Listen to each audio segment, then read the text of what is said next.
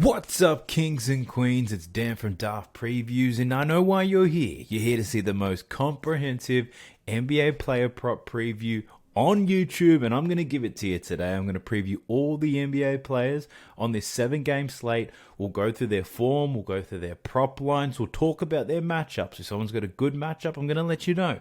If someone's got a difficult one, damn straight, I'm going to tell you. And in this one, I'll be sharing my screen. I'll take you through each and every prop. We might even do a little bit of a deep dive to see what the best looks are out there, to give you all the information that you need to do parlays, to do multis, to take single bets. I'm just here to give you the information to give you a head start on all the research that you should be doing before you make any bet. Now, I'll be sharing my screen. Now, let's jump straight into it. Let's go! We're kicking it off with the Golden State Warriors versus the Indiana Pacers. Now, Andrew Wiggins, Tyrese Halliburton, and Benedict Mathurin, all game time decisions. So we're going to kick it off with a few different players. Let's start off with Pascal Siakam. Now, the Warriors allow the second most assists to power forwards. Jumping into his assist prop, firstly, we can see his line is set at 3.5. He's hit this in 8 of his last 10 games. You can see it right here. Just got 4 against the Houston Rockets. Checking the Warriors' defense over the season, you can see it here. Nice and green, ranked 28. There's 30 teams in the NBA, so they allow the third most assists on the season to power forwards, second most assists in the last 30 days. Now, Pascal Siakam has been hitting this quite well. 8 of his last 10. He's hit this in 13 of his last 20, and looking at the season, he's hit this in 36 of 50 games. So passing the ball quite well, covering this line at a very consistent basis. One thing I love about this is the line set at 250 points. So 250, that means there's going to be a lot of points. There's going to be a lot of assists available. So I do like Pascal Siakam. I don't mind that. Looking into his other lines, points-wise, his line set at 21.5. He's covered this in 3 straight games. He's hit this in 6 of his last 10. He's playing quite well, finding his feet in Indiana. The Warriors allow the 11th most points to power forwards on the season. So the matchup isn't as great as his assists, but when it comes to points, my man Siakam, the matchup's still not bad at all. Looking at his rebound prop, we can see that he's covered this line of 6.5 in only 5 of his last 10. I can't seem to count. He's covered it in 5 of his last 10. What I do like about this, though, is he's covered 4 rebounds in 10 consecutive games. So if we're thinking about our parlays and you want to get something safe, he's covered 4 rebounds in 20 straight games. He's covered it in 94% of his games so far this season. So the odds won't be great, but it all adds up when you put them all together. So I don't mind that for Pascal Siakam. Let's jump into the next player. Everybody's talking about this man. It's Jonathan Kuminga. I actually took him for 19.5 points in that last matchup against Philly. He scored 18. His line today, it is still at 19.5. You can see that he's hit this line in 8 of his last 10 games, scoring the ball quite well. In terms of his matchup, the Pacers, they allow the 3rd most points to power forward. So the matchup is excellent. And you can see it here. It's nice and green in terms of his points allowed. So he's got a great matchup. The Pacers allow a lot of points to power forwards, and especially at the rim. That's where Jonathan Kuminga likes to play. If we want to go a little bit deeper, we can see looking at his minutes, he's averaging 33 minutes per game in his last 10.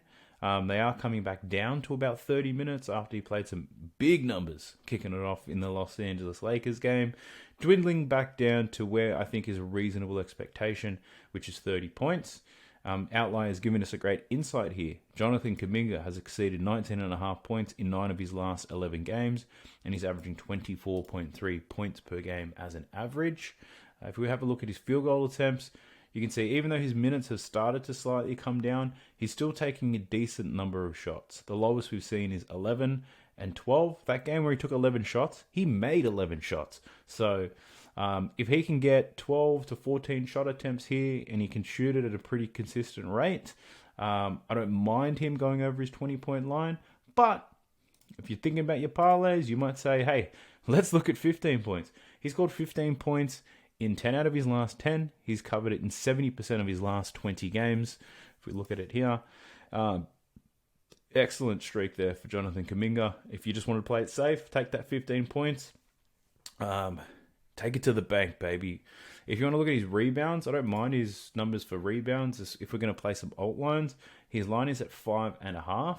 We can see that the Pacers allow the 13th most rebounds on the season to power forwards. Looking at his last 10 games, he's covered his actual line in 7 of his last 10. He's covered 4 rebounds in 8 of his last 10. But the matchup is pretty decent. It's going to be fast-paced. I don't hate this for Jonathan Kuminga. Now, you can't look at a Golden State Warriors game and not check out the lines for Steph Curry. Firstly, if we're looking at his matchup, the only one to really call out is probably related to his assists, and that's because the Indiana Pacers allow the second fewest assists to point guards. Now, Steph Curry's line for this one is at 5.5. He was covering this very well not too long ago. If you go back 20 games, you can see he has this very decent stretch, but what we found over his last 3, he's really started to slow down. 4 against Atlanta, he did score 60 points, so fair enough. Only 3 against Brooklyn, and then today up against Philadelphia, he did nothing. I think he scored 9 points, got 1 assist, so wasn't really required to do much at all. So the Pacers on the year, they allow the 5th fewest assists to point guards. They allow the 3rd fewest assists. So difficult matchup for Steph Curry in this one. If you want to look at his head-to-head form, last 2 games against the Pacers, 6 and 7 assists. These games were back in 2022. If we want to look at his points prop, you can see he scored 38 points in his last matchup against the Pacers, but once again, 2022, long time ago. So let's get recent form, shall we? He's covered his points on him 27.5 in 5 of his last 10. As I just mentioned, only 9 points against the Philadelphia 76ers last up. I wouldn't feel confident taking his over. The matchup's neither good nor bad. It's in the middle. Pacers do allow some points, but not the easiest matchup. I do tend to lean to the under on this one. The reason being is the Indiana Pacers, they don't allow many three-pointers. They run people off the line all the time. They give up baskets into the ring. And even though Steph Curry is capable of that, I can't see him covering 27.5 points without dropping a lot of bombs from deep. So I don't mind the under in his points, don't mind the under in his assists. So if you're looking at his points and his assists, let's check that line out. He's actually done quite well. He's covered this line of 32.5 in 7 of his last 10. But I also think we see the reduced line because of the matchup. So I wouldn't be so worried that he's gone over it so often. That line is a lot lower given the matchup and the difficulty it could be for Steph Curry. So I don't mind that. The other player I wanted to look through is Aaron Naismith.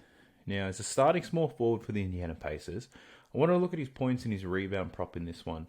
In terms of the matchup, Naismith, the Warriors allow the 2nd most points to small forwards over the last 30 days. Looking at on the season, though, they allow the 11th most. So what that means is over the last 30 days, they've gotten worse at defending this position, which isn't the worst thing in the world, which means the matchup is good for Aaron Naismith. He's had some great games. He's had highs of 26, but he's also had lows of 6 points, and that's all within his last 10 games. He has covered it in 6 of his last 10. I wouldn't bother with the head-to-head matchups. These games are in 2022. He's a starting player now, but he's still very much a role player, so he wouldn't have got the minutes he's getting now anyway. So in terms of his minutes, check this out. He's playing 33.2 minutes per game over his last 10. He's taking 10 shot attempts and 5 three-point attempts. So he's getting some great opportunities there. If he's taking 10 shots, we're looking at 10 shots per game. We're looking at a line of 14.5. Now, I wouldn't confidently take the over in 14.5. He has hit it before, and the matchup is good. But where I do feel confident is if you're looking at some parlays, you want to get something safe, 9.5 points, 10 points for him. He's hit this in 8 of his last 10. He's hit this in 65% of his games this season, 75% of his last 20 games. So I don't mind that. There's going to be a lot of points in this game, so I don't hate that for Naismith. Looking at his rebounds, though, his line is at 4.5. In his last 10 games, he's covered this in 7. 7 of his last 10. Looking at the rebounds for small forwards against the Warriors, look, they allow the 9th fewest rebounds to small forwards. So he's covering his rebound line quite well, but it could be difficult for him to get boards. But, you know, his form is good nonetheless. But I think out of all the lines, probably Naismith for 10 points for a multi. that's what I'm really considering at the moment. I don't have the balls to take his full over at the minute. So we shall see. Look, as in all my videos, check the pin comment at the end and you'll see what I'm eventually betting on. We're jumping into the Nets versus the Cavaliers. Now, the Cavaliers, they're on a back-to-back, but still heavily favored in this matchup. Few players to really run through in this one. I want to look at Darius Garland first. And that's because the Nets allow the most points and the fourth most three-pointers made to point guards. Now, Darius Garland returned from injury on this date, up on the 1st of Feb, up against the Pistons, scored 19 points, but has struggled in terms of scoring since he's come back. His line is now at 15.5, so he's covered that in only one of his last 5 games since he came back from injury.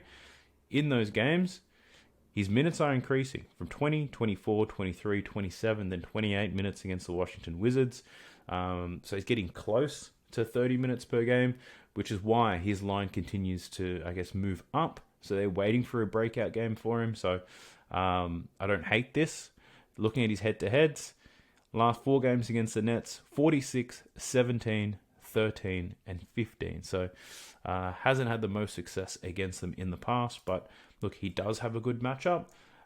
Can he get to 10? Yes, I think so, but his line's at 15.5. You're not going to get great odds for 10. I prefer to fade Darius Garland right now. The next play is for Donovan Mitchell. Now, the Nets allow the 5th most rebounds to shooting guards, but we're going to go through all of Donovan Mitchell's props in this one because this man is on fire. Looking at his points prop, the line's at 27.5. He's covered this in 6 of his last 10 games. In those 10 games, he's playing 35 minutes per game. He's taking 21.7 shots. He's taking 10 3-pointers. So he's definitely getting busy. And look at the insight. Donovan Mitchell has exceeded 27.5 points in 6 of his last 7 games, averaging 32.9 points per game on average. Looking at Brooklyn's defense against shooting guards, this season, they allow the 8th fewest points to shooting guards. So statistically, could be a difficult matchup if you just looking at numbers, but when you've got a player as good as Donovan Mitchell, these matchups don't really matter too much. So we know he's going to take the shots. We don't know how well he's going to shoot them, so I can't confidently say he'll cover the 27.5. He's covered 20 points in 9 of his last 10 games. He's covered 25 points in 8 of his last 10 games. So do you want to pay a little bit to get lesser odds to give yourself a better chance of hitting? I don't mind that. But let's check out his other prop lines. Looking at his assists, his line is at 6.5. He's covered this in 7 of his last 10 games. He has gone under in 2 straight. Important thing to mention, Darius Garland back the last 5 games. So he went over in 3 of those 5 games, but he has gone under in his last 2.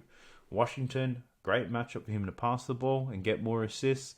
But he only got 5. So I think the key thing here is, do you want to take Donovan Mitchell for maybe 5 assists, which is hitting 10 out of 10 games? Do you want to risk it and take the over? Or have you got the balls to take the under? In terms of his assist rank, the Nets allow the 12th fewest assists.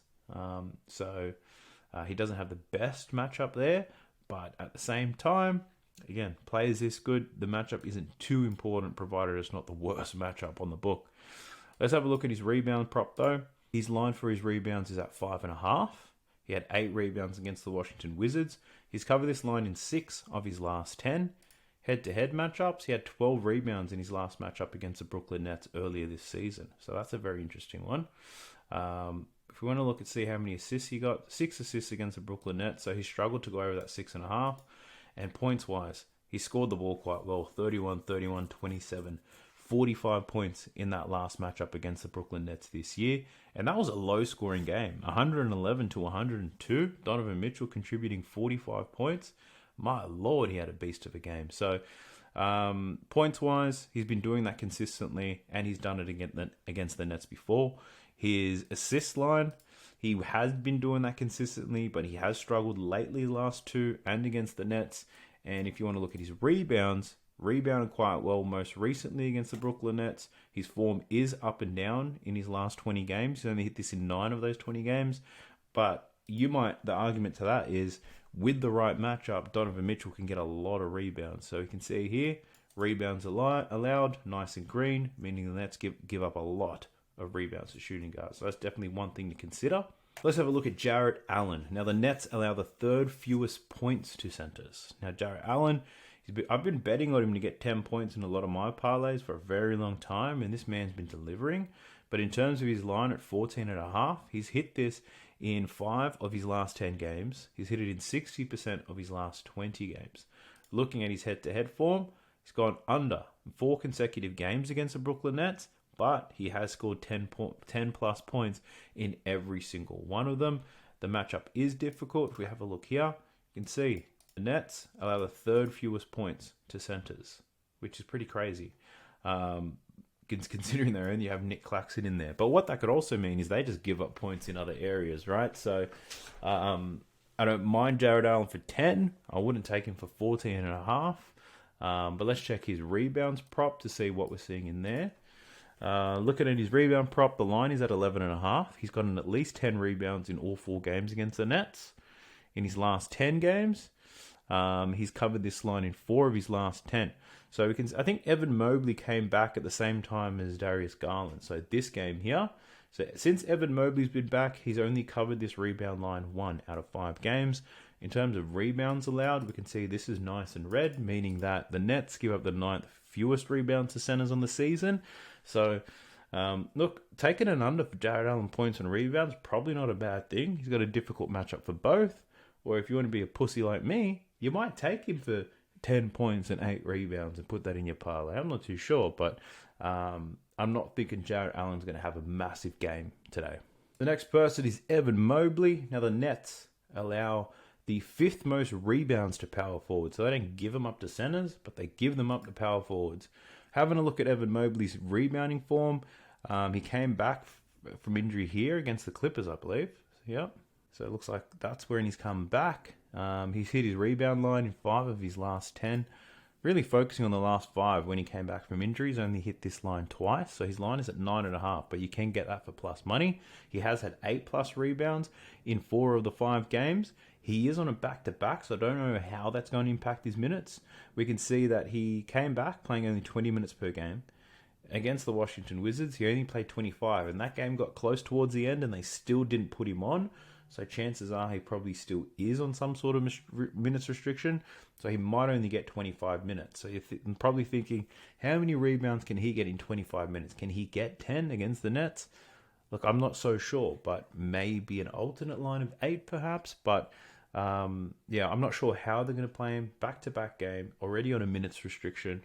But who knows? He probably played less minutes today against the Wizards, knowing it was going to be a back-to-back, and they were going to play him more minutes in this game. So, I'm not too sure. Evan Mobley, looking at his points, since he's come back from injuries, had 2 great games. 28 against the Spurs, 22 against the Wizards. Again, these all in limited minutes. Head-to-head matchups against the Nets. He has had 2 strong games, has scored 10-plus points in every game. Rebounds against the Nets, he's gone under in 3 out of the 4. So, look, Evan Mobley, I'm probably not feeling him just based off these numbers and the matchup, but not to say that he can't do it. I just won't be taking him. Let's have a look at Cam Thomas. He's an absolute gunner. The Cavs allow the 3rd fewest points to shooting guards, though, so he does have a difficult matchup. Line set at 24.5. He's covered this in 6 of his last 10 games. He has gone under in his last 2. 18 against the Warriors, 16 against the Dallas Mavericks. Now, in those games, he still played 36 and 37 minutes. He's playing 32.6 minutes on average over his last 10. Insight, Cam Thomas has failed to exceed 26.5 points in 17 of his last 18 games at home. Right. So that's pretty juicy. You can actually see it here. There's a home game, 25. He did score 37 on Houston, 25 against Minnesota, but that's him exceeding. So I don't know what the fuck that insight was all about. But looking at this matchup here, we can see on the season, the Cavaliers allow the 2nd fewest points to shooting guards. Over the last 30 days, the Cavaliers allow the 3rd fewest points to shooting guards. So their defense has pretty much been great against his position all year. So can Cam Thomas get 24.5 points against these guys? Look, he probably could. I would lean to the under. I wouldn't take him for 20 points, though. If you're looking at a safe pick for a multi, 20 points for Cam Thomas, probably not it for this one. Not me. Let's have a look at Michael Bridges in his points line. Line's at 23.5. He's covered this in 4 of his last 10 in head-to-head matchups against Cleveland. 18, 32, 20, and 26 earlier this year. So that's a very strong scoring game from him. But he does lean to the under more than the over. For this season, he's covered this line at 30% so far this year, which is awful. It's not great at all. Looking at how the Cavs play defense against small forwards, though, they do rank 23rd, meaning they give up the 8th most points to small forwards on the year. Over the last 30 days, it didn't come up on my screen as a good rate matchup, so chances are they've probably improved in how they defend against that position over the last 30 days. But I just don't like betting on this man at all, to be honest. I think I've only bet on him once, and I took an under. But yeah, this team, this Brooklyn Nets team, like he plays a lot of minutes, right? 37.6 minutes. He plays a lot of minutes, but based on the minutes he plays, he takes 17.8 shots. But he doesn't get to the free throw line very much. He takes a lot of three-pointers and he takes a lot of mid-range shots. And they all seem to be quite difficult. So for him to take that many shots and only score this many points, I'm not feeling it. So the Cavs have a great defense. I know that they give up points to threes, but they'll be able to put somebody to slow this bloke down, I think. The last player I wanted to look at in this game is Ben Simmons. So he just came back from injury not too long ago. Has had 2 games since versus Utah. Oh no, 3 games. Utah, Philly, and Dallas. Points-wise, scored 10 points and 9 points. Didn't score a thing against the Philadelphia 76ers. But if you were looking at a points prop for Ben Simmons, you'd be crazy. His line's at 5.5. That's 3 layups because we know he ain't making free throws. But the matchup is difficult. Looking at his assists, though, check those suckers out. His line's at 5.5 in his 3 games since he's come back. 11, 5, and 7 assists in head-to-head matchups against Cleveland. He's had 8 assists and he's had 9 assists. And in those games, he played 34 and only 23 minutes. So assists for power forwards, they don't allow many, but there's not many power forwards built like Ben Simmons. So looking at his rebound prop, though, his line's at 7.5, and he has been rebounding quite well. He's hit that in 10 of his last 10 games. But the 3 that we're mainly concerned with are the ones Utah, Philly, Dallas. He had 8, 9, and 9. And in those games, look at that, 18 minutes, 13 minutes, and 20 minutes. So he's playing fuck all minutes, and he's getting a shit ton of rebounds. So you can get this over 7.5 for plus money. But he has been pretty productive whilst he's been out there. That's quite impressive. So I'd like to stay close to Ben Simmons news to see when this minutes restriction will be gone. But look, if he's playing 20 minutes and he's getting this type of rebounds, Utah, that's probably a difficult matchup for power forwards. Phillies, it's a great matchup for power forwards, and it is for Dallas. So he's had the benefit of good matchups in his last 2 games when it comes to rebounds. Against the Cavaliers, they don't allow many at all. Evan Mobley, Jarrett Allen are there. So, yeah, look, good value for over 7.5, but, maybe you take it down to 6 and play it safe. I'm not too sure. But Ben Simmons, it's great to see him back on the court. We're jumping into the Dallas Mavericks versus the New York Knicks. Now, Jalen Brunson, Luka Doncic, Kyrie Irving, all notable game time decisions. So they're the 3 players that I'm going to look through right now just in case they do play because their props are currently available. Now, Jalen Brunson, up against his old team, the Dallas Mavericks. He's covered his points line, which is 32.5. He's covered this in 4 of his last 10 games. Against Dallas, he's played them twice, scoring 13 and 30, going under his line in both games. In terms of his matchup, the Mavericks allow the 4th fewest assists to point guards. In terms of points on the season, the Mavericks allow the 13th most points to point guards. So not a good nor bad matchup for him. 32.5. It feels quite steep to me, so I'm not too interested in playing that. Assist-wise, difficult matchup against the Mavericks. His line's at 7.5, which is hit in 6 of his last 10 games. In head-to-head matchups, he's had 1 game with 3 and another game with 8 assists, and that was earlier this year. Pretty high-scoring game, 124 to 128, and the Knicks lost that game. But I do think he's probably got a better chance of getting assists than he does covering his points line.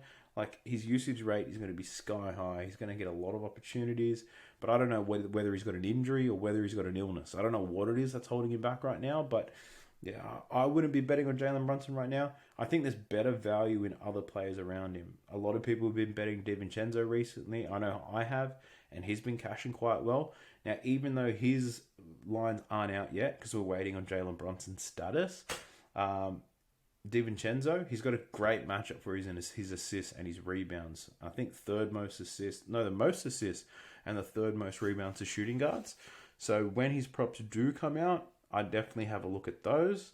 But let's have a look at Luka Doncic for this one. Points-wise, his line's at 33.5. Now, the Knicks allow the third fewest points to point guards, but they allow the fifth most assists to point guards. So looking at his points line of 33.5, we can see he's covered this in 5 of his last 10. Matchups against the Knicks, he did score 60 points in his last matchup against them. My lordy, lordy, lord. Now, that was in December of 2022. But this game is being played in New York, and a lot of the star players love to put on a show when they get there. So just because the matchup's difficult, I wouldn't put it past Luka to go for another 73. Who knows? In terms of the defense on the season, you can see it here. The Knicks allow the second fewest points to point guards on the year. So they're great at slowing them down, but Luka's a different beast. Like, this guy's 6'8", 6'9", 240 pounds, plays at his own pace. He's a different beast. What can you say? Now, in terms of assists, he does have a great matchup, as I mentioned a bit earlier. His line's at 9.5. He's covered this in 5 of his last 10 games. Versing the Knicks, he's had 7 and he's had 10 assists. So, look, I think that line is about right. I wouldn't even feel confident playing an alternate line for Luka because he's not consistently racking up assists. He's just capable of racking up a lot. Like, even if you were to bring this down to 6 or 8 assists, you're not going to get the value based on the probability. So I think you'd be doing yourself a disservice by taking an alternate line on Luka Doncic. Quick look at his rebounds. His line for that is at 9.5. So pretty much they're saying, is he going to get a triple-double or not? But having a look, he's covered his rebound line in 5 of his last 10. He had 18 rebounds against the Brooklyn Nets last up. Had 21 rebounds in his last game against the Knicks. But the game prior to that, he had 8. Now, when you're talking about a player that's this good, with the capability of doing this much damage, I personally wouldn't bet on it unless I was predicting him to do something fucking crazy. But this guy's lines are through the roof. Jesus Christ. If you put money on Luka to get a triple-double, you might double it. Like, my God, this guy's a beast. Let's have a look at Kyrie Irving. I hope he does play. He has come back. Shout out to anyone who saw Kyrie's lob. What a nice little dunk that was. Little backdoor cut, lob, one-hand jam. But anyway, points. His line's at 27.5. He's covered this in 6 of his last 10 games. Since he's come back from injury, he's played 2 games, Philly and Brooklyn. He scored 23 against Philly, 36 against the Brooklyn Nets, 44 points in his last game against the New York Knicks, which is pretty crazy. So like I said, when you verse New York and you go into the Garden, a lot of the stars come out and they put on a show. Looking at Kyrie's assists and rebounds, assist-wise, his line's at 5.5. He's covered this in 5 of his last 10. He had 10 assists in his last matchup against the New York Knicks. Rebound-wise, his line's at 4.5. He had 4 rebounds in his last game against the Knicks, and he's covered that 4.5 rebound line in 8 of his last 10 games. So he had 2 against Brooklyn, did a 5 against Philly, but look, this game is in the Garden. I think you really just got to wait until the matchups are confirmed. If Kyrie or Luka don't play, I think it's worth just putting a little bit of money on whoever does play. Just put money on them to score 40. This is the Garden. These guys are leaking points right now. Not really. That's not true. They're actually a good defensive team, but these guys are putting up points. Kyrie's put on a show. Luka is. So if one of them is out, definitely just take the other to do something stupid. 15 assists for Luka, 40 points for Kyrie, whatever it may be. I think that's the best way to play it. I would have just pick a single prop for these guys and just chase those types of odds. You got to get scandalous with it. Pumping the brakes on this one. And I just wanted to answer a question that you've all probably been thinking, especially if you've been watching this show on a regular basis. I think you'll be thinking, this presentation of stats looks a little bit different. And that's because it is. So, not using props.cash for this one anymore. This is outlier.bet if you've never seen it before. So I'm using that to sort through all of this data. Now, I did stumble upon outlier.bet purely because I got given a free trial. I used somebody else's link, got a free trial, tried it out, and I thought, shit, this is pretty good. Like, this is awesome. It's got some pretty cool features. You know, you're able to filter props by odds. It offers you insights and trends, so you don't have to lift a finger if you want to pull out some insights. It gives you better access to historical form, so you can go back further in time. But my favorite feature by far, you would have seen it already throughout this preview, is that it has the ranking on props based on position. Normally, what I've had to do is use an external site to check all those rankings for every position, for every single team, take note of that, and then compare it based off the data that's available. On Outlier, you can have it all there ready to go. You saw it on the screen and you continue to see it again. But for you guys, my viewers, I've spoken to the guys at Outlier. I've been able to secure a free 7-day trial for you guys to try this one out yourself. Check out the link in the description. Jump into Outlier, play around with it. You're not going to regret it. Now let's get back into the preview. Now jumping into the Minnesota Timberwolves versus the Milwaukee Bucks. Now Giannis and Dame are game time decisions in this one, so no markets available on any of the Bucks players outside of those two. So we'll start with those two, then we'll get through all the Timberwolves players. Starting with Dame Lillard, if he does play, the Wolves allow the third fewest rebounds and the fifth fewest assists to point guards. Starting with his points though, the line would be at 26.5. He's covered this in only 3 of his last 10 games. Hasn't been scoring the ball quite well, and look, if he's injured, probably going to have a difficult night. 26.5 seems pretty steep. Up against the team that allows the least points in the NBA. Up against point guards, they allow the 5th fewest points to point guards. So, tough matchup for Dame if he does play in that. Let's have a look at his assist. His line's at 7.5. Someone must be drunk, whoever's setting these lines, because he's hit this in only 4 of his last 10. Against the Minnesota Timberwolves, they allow the 6th fewest assists on the season. Yeah, look, I think this might, who knows, this might be a trap because all signs are pointing to an under right now. Let's have a look at his rebounds, and if it's the same shit, we might just back the over on his PRA. I'm joking. But in his last 10 games, he's covered this line in 5 of his last 10. His rebound line is at 3.5. But the Minnesota Timberwolves, they allow the 4th fewest rebounds to point guard. So if you're a point guard up against the Wolves, it's going to be a difficult matchup no matter what prop you're looking at. So let's have a quick look at his PRA. Points, rebounds, and assists. You're looking at 37.5 points, rebounds, and assists. He's hit this in 4 of his last 10. He's hit this in 40% of his last 20, which is 8 games. And on 2023, he's hit this at a 47% rate. So he's gone under more often than he's gone over this particular line. And he has probably one of the most difficult matchups you can get for a point guard. So if he does play, he's probably going to be injured. I would take the under, provided Giannis is playing. Speaking about Giannis, let's jump into him real quick. His points line's at 33.5. And the Wolves allow the 8th fewest points, 2nd fewest rebounds, and the least assists to power forwards. So he's got a difficult matchup too. Looking at his points line, it's 33.5. He's hit this in 3 of his last 10 games. Against the Timberwolves, he did score 43 in his last matchup against them, 26 in the one prior. In that game, the Milwaukee Bucks won by 9 points, but that was a home game for them. This is a home game for them too, so I'm not too stressed about that. Looking at his assist prop though, the Wolves give up the least assists to power forwards in the last 30 days.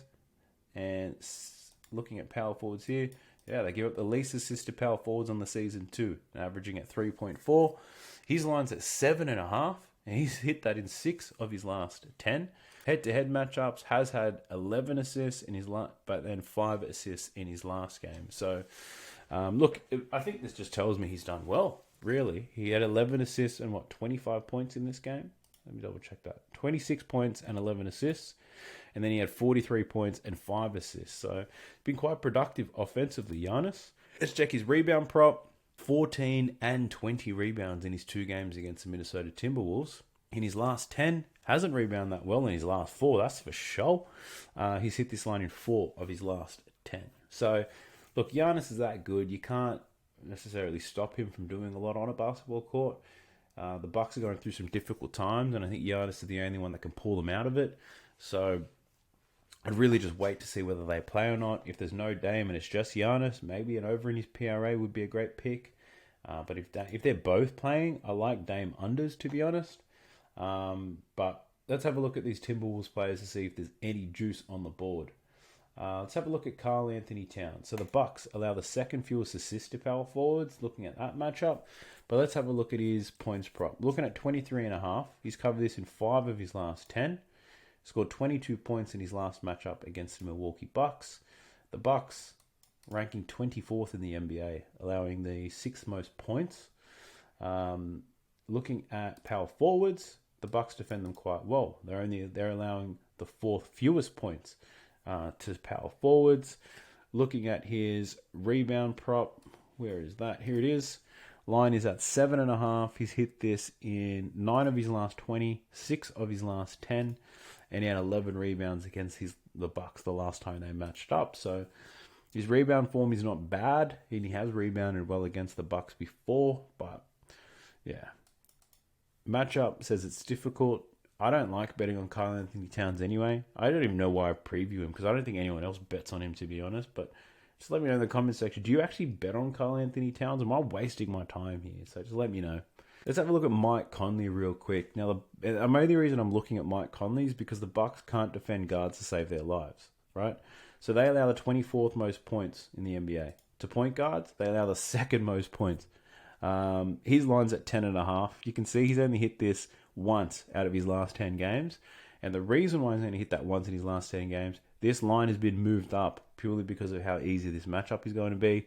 I'm not man enough to take it, but I'm just saying, he's got a great matchup. He plays some pretty decent minutes, but he doesn't shoot the ball that much. He's averaging 7.8 attempts in his last 10 games. If he's taking 7, he might make 3. And if he's making 3, and he attempts less than a free throw per game. So yeah, I think the line is about right, despite his easy matchup. I prefer to pass on Mike Conley, but I just wanted to show you guys that. The other player to always look through is Anthony Edwards. Now, Anthony Edwards, nothing in the last 30 days that screams out to me as a great matchup, but let's go through all of his props real quick. Points-wise, his line's at 27.5. The Bucks, over the season, they give up the 5th most points. The 6th most points to shooting guards. He's hit this line in 4 of his last 10. And against them, he scored 24 and 30 points. Looking at his last 10, there's nothing safe I would take. Like, there's no 20 that I would take for Anthony Edwards.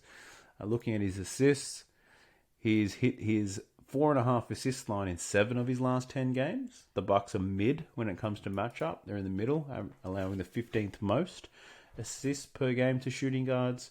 But yeah, look, that Houston one would have been a difficult matchup, I assume.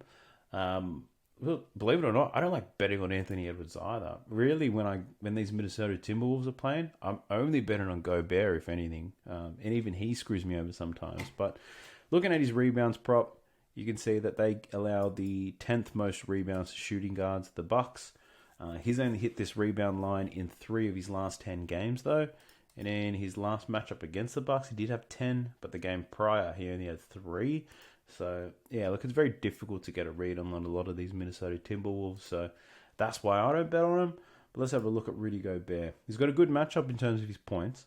The Bucks allow the 4th most points to centers. His line's at 14.5, which is hitting 5 of his last 10. Last matchup against the Bucks, though, he only scored 7 points. He played 30 minutes. He only had 6 shot attempts, 2 free throw attempts. He even attempted a 3-pointer. So, yeah, I wouldn't buy too much into that. That was a year and a half ago. Looking at his last 10, though, you can see he scored 10-plus points in 9 of his last 10 games. Actually, let's just look at an alternate line at 10 points. Over 9.5. He's hit this in 85% of his games in his last 20, and he's hit it in 78% of his games this season. Yeah, I could see myself, depending on what odds I get, maybe taking 10 points for a parlay for Rudy Gobert. But let's have a look at his rebounds to see what we're looking at there. Line's at 13.5. He's hit this in 5 of his last 10. He had 13 rebounds in his last matchup against the Milwaukee Bucks. So, and looking at their rebounds to centers, yeah, look, they allow the 9th most rebounds to centers over this season. So, yeah, I don't hate it, but do you take Rudy for 10? I won't, and I'm a bit hesitant just because of games like this, right? Check this out. San Antonio Spurs and the Dallas Mavericks. give up a lot of rebounds to bigs. For some fucking reason, Rudy Gobert struggled immensely against both of these teams. And if he's not up against a true center, it might be difficult for him to get rebounds. If Brook Lopez is playing, he's going to stretch the floor, take Rudy Gobert away. If Bobby Portis gets more time at center, he'll very much do the same thing. So, yeah, I'm not loving Rudy Gobert's rebounds, but look, I wouldn't be surprised. He gets 12 to 13, but I'm not even confident to take him for 10. So, just really keep that in mind. We're looking at the Utah Jazz versus the Phoenix Suns. Now, Bradley Beal, he's a game time decision in this one. So, there's no props available for Booker, Kevin Durant just yet. So, let's have a look at Bradley Beal. Firstly, let's check out his points prop. Line's at 19.5. He's covered this in 4 of his last 10. Looking at how things rank against Utah. Utah allow the 9th fewest points to shooting guards, which means it's a difficult matchup for Bradley Beal. In his last 10 games, he's playing a decent number of minutes, 36.6 minutes per game. He's attempting 16.2 shots per game.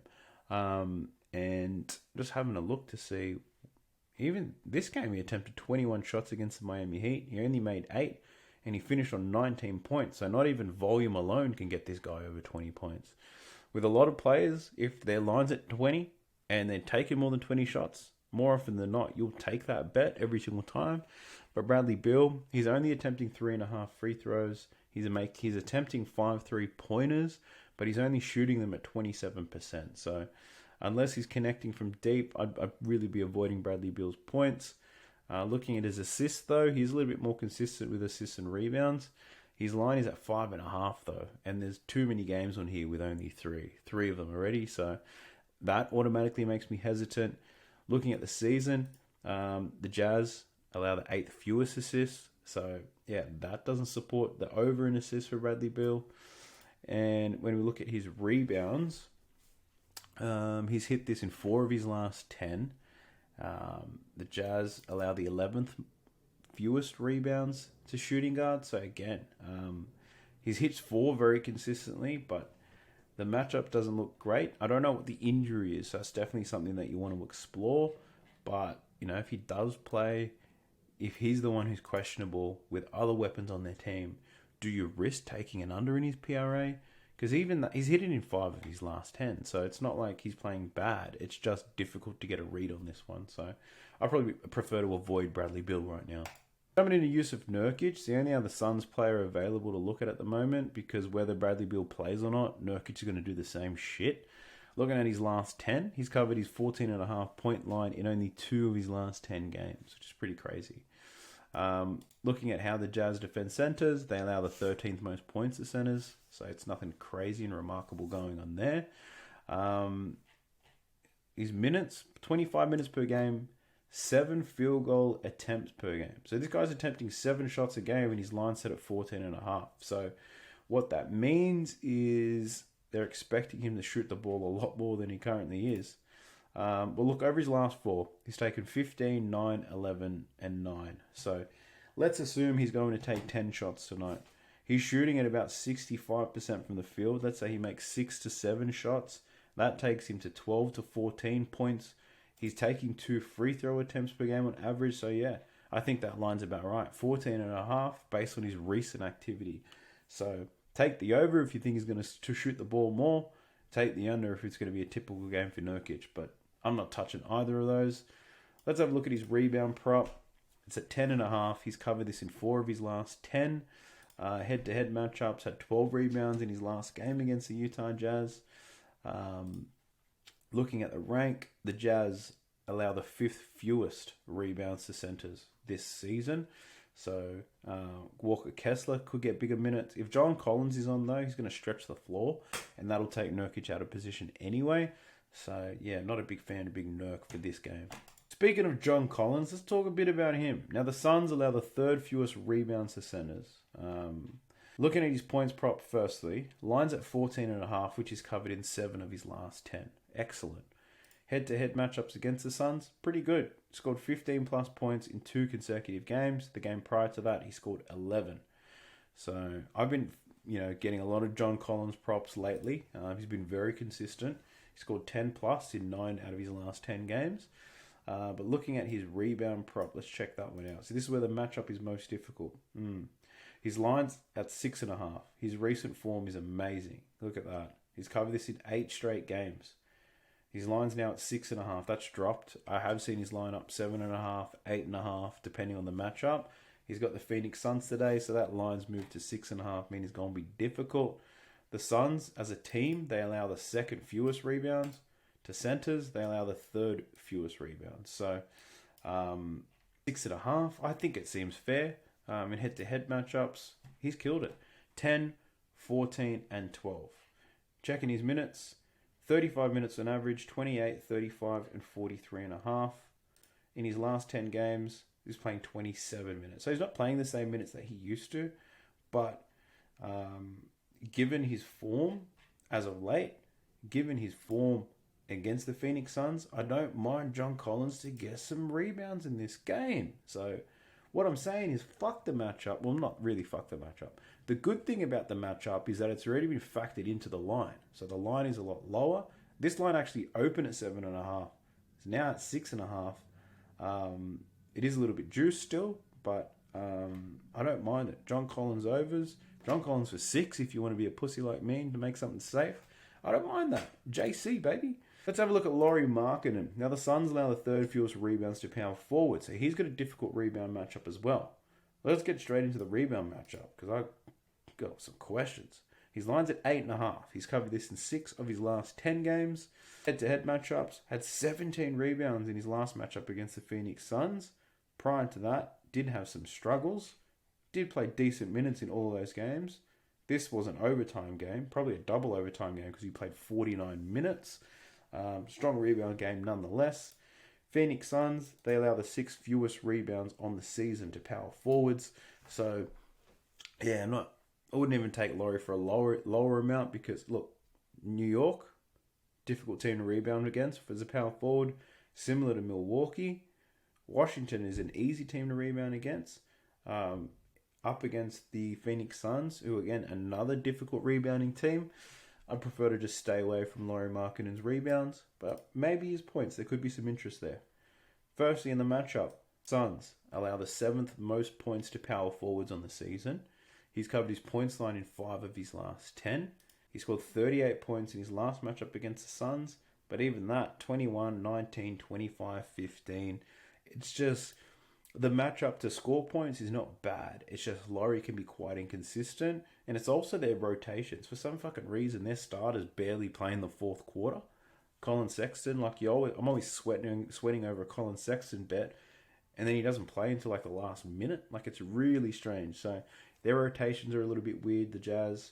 Lauri's matchup isn't great enough, and neither is his form for me to take any of them. So that's for Lauri. Let's have a look at Colin Sexton, though. Now, the Suns, they allow the 2nd most points and the 6th most assists to shooting guards. But Colin Sexton's had good matchups before and still absolutely fucked me by not hitting his points props. So, looking at his last 10, his line's at 19.5. In his last 10, he's hit this 6 times.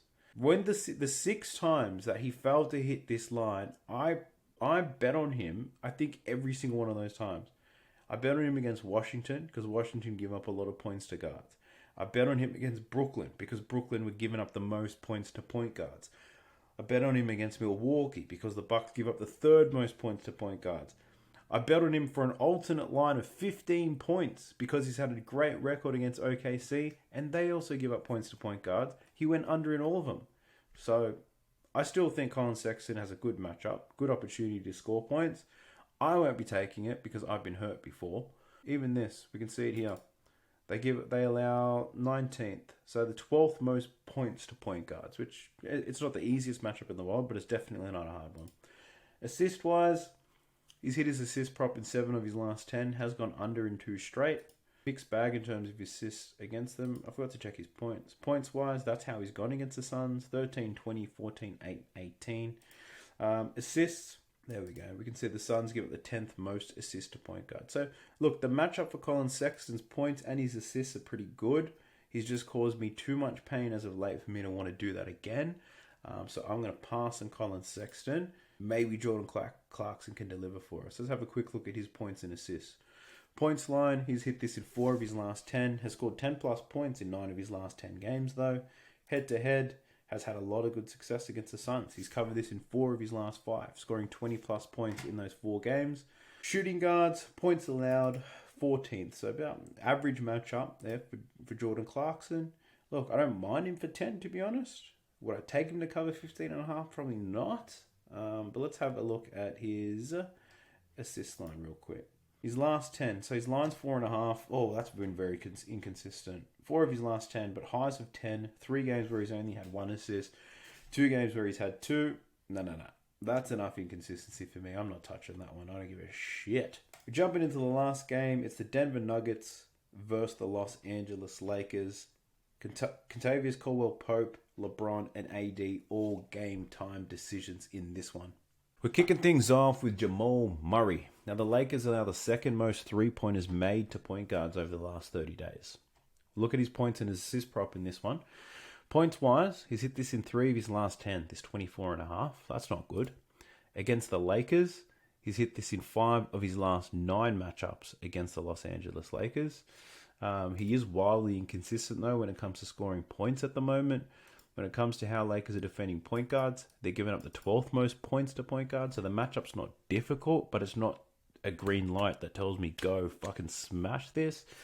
But looking at 3-pointers made, because we know there's a good matchup there, his line's at 2.5. He's hit that in 6 of his last 10. He's hit this in, I think, 6 of his last 9 against the Lakers. Yep, 6 of his last 9 games against the Lakers, so I don't mind that. I want to look at his attempts real quick. He is attempting 6.6 3-pointers made per game. He's shooting these at 39%. So if you're looking for at least 3 of them, you probably need at least 8 3-pointers. If we look at how many he's taking against the Lakers, he's averaging 7.9 attempts. So, yeah, look, if I was going to... I wouldn't play his points prop, that's for sure, but I probably would take him for a couple of 3-pointers. He's hit 2 3-pointers in 8 of his last 10. Not 8 of his last 10, what am I talking about? In 7 of his last 9 against the Lakers. And in his last 10 games, he's hit them in 6 of his last 10. So even that, you're probably not going to get great odds for. Assist-wise, though, his line is 7.5. The Lakers allow the 11th fewest assists to point guards. He's hit this in his last 2 games, but prior to that, struggled not immensely, but he only hit this in 3 of his last 10. He has got 5+ assists in 9 of his last 10 games. Against the Lakers, he's got under his assist line in 9 consecutive games. So that's very interesting. He's failed to cover it in all his games against the Lakers, which is pretty wild. So, look, maybe taking a points and assists under for Jamal Murray, because the matchup is only good for 3-pointers made, but where's the head-to-head matchup? Yeah, I think maybe just his assists, but again, I don't like playing unders. Who likes playing unders? So there's other players out there. Let's just have another look around. Let's have a look at Michael Porter Jr. Now, the Lakers allow the 7th most points to small forwards over the last 30 days. On the season, they allow the 15th most points to small forwards. So pretty much an average matchup for Michael Porter Jr. He's hit this line in 4 of his last 10, but he has played well against the Lakers. Check that out. Covering in 5 of his last 7. Line at 13.5, though. That is quite low. So maybe an alternate line for 10 points. He's hit that in 8 of his last 10. If you're looking at parlays, and he scored 10 points in every game against the Lakers. So that could be something to look at. His rebound prop, I know he hasn't been rebounding as well as he was last season, but let's just take a quick look at that one. His rebound prop's at 5.5. He's covered this in 10 of his last 20, 6 of his last 10. Against the Lakers, he's hit his rebound prop by a long margin, 7 from 7 games, but he's not the same rebounder that he was back then. I think in this game, he's going to be matched up against Rui Hachimura, I believe, because Aaron Gordon will pick up LeBron. So I don't mind this rebound prop for Michael Porter Jr. over his last 10. Look, he's hit 4 in 10 straight games. His line's at 5.5, so you're probably going to get $1.30-ish odds for 4 rebounds. So that's definitely something I'll be considering for my parlay and my multis. But let's take a look at the board and see what else is available. Aaron Gordon, the Lakers allow the 4th fewest rebounds to power forwards. And the reason for that is power forwards are normally picking up LeBron James. He does play a lot of his game above the break, meaning these guys aren't going to be in a good position to get boards. Points wise, he's covered this in 4 of his last 10. Head-to-heads against the Lakers, he's covered this in 4 of 9. He's covered it in his last 2. Quick look at his rebound prop. Against the LeBron and the Lakers, he's covered this in 5 of his last 9. Covered it in his last 2 games. In his last 10, he's covered it in 6 of his last 10. So the matchup tells us don't take his rebounds because the Lakers allow the second fewest on the season.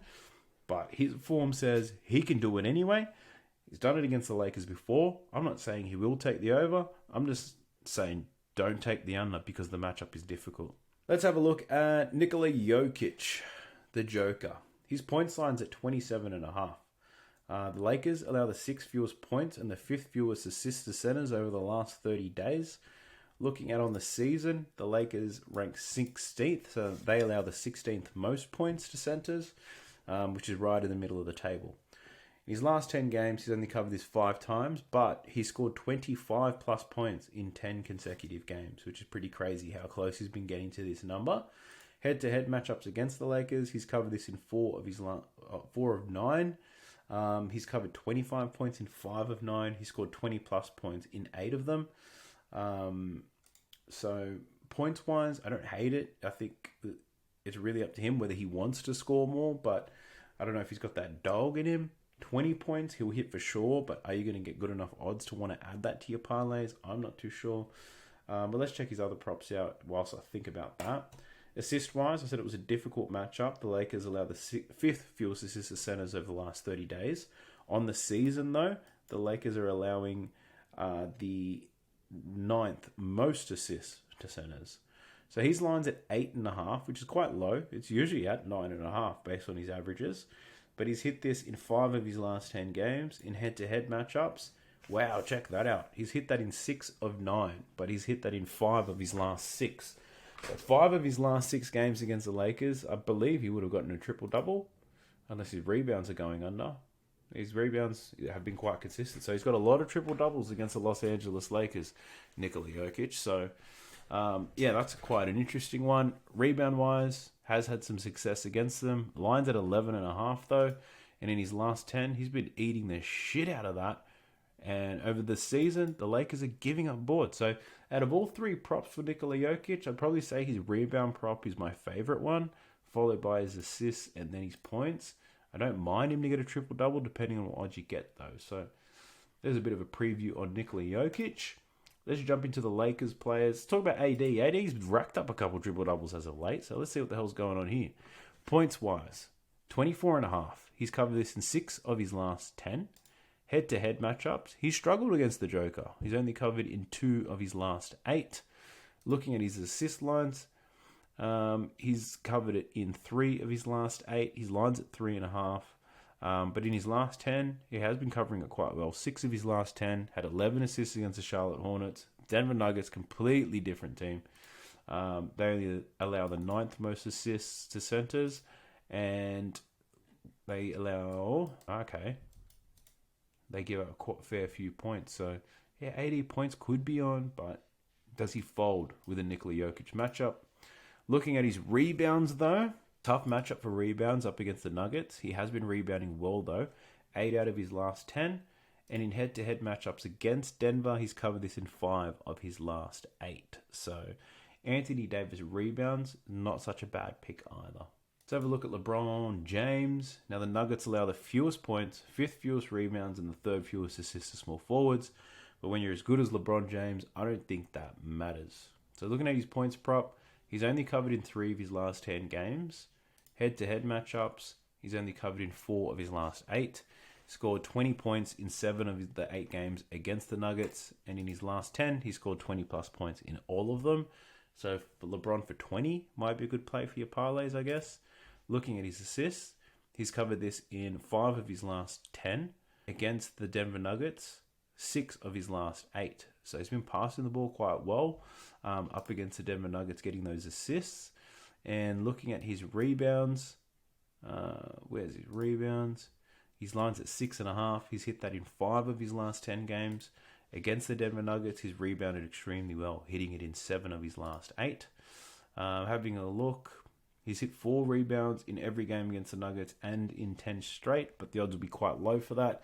6 rebounds, he's hit that in 6 of his last 10. So, look, LeBron's 20 points, 4 rebounds, 4 assists. That could be a lock. LeBron can get those types of numbers in his sleep. The matchup is going to be difficult for him, but I think he's good enough to get those. But again, are you really going to play LeBron for 24 and 4? I'm not too sure. Let's see how we go. Now that's a wrap on the preview of all these NBA player props. Be sure to check me out. Subscribe to the channel if you haven't already. We do this every single day. A full in-depth preview of every NBA player prop available to give you all the information that you need to make sure you're making the best decision for your NBA player props. Like the video if you did. Drop me a comment. Tell me what you think. If there's anything you want to see, let me know. I read all those comments. Best of luck to you. I hope the gambling gods are on our side. I'll catch you guys in the next one. Peace.